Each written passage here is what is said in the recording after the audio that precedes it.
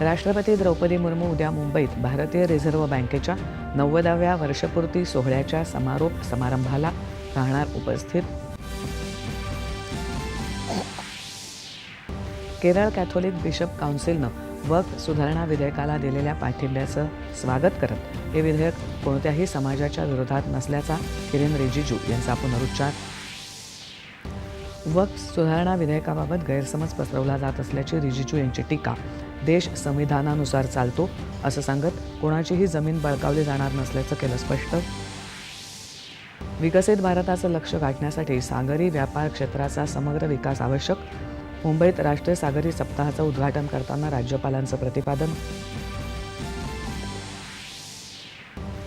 आवश्यक त्या ठिकाणी मराठी वापरण्याचा आग्रह चुकीचा नाही, मात्र त्यासाठी कायदा हातात घेऊ नये, मुख्यमंत्री देवेंद्र फडणवीस. देशभरात आज ईद उल फित्रचा उत्साह. मुस्लिम धर्मियांच्या पवित्र रमजान महिन्याची आज सांगता.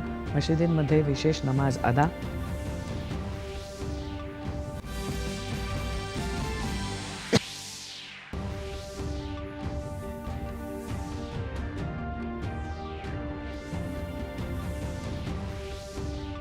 वर मुंबई इंडियन्स आणि कोलकाता नाईट रायडर्स यांच्यात लढत. आणि राज्यात अनेक ठिकाणी पावसाची शक्यता.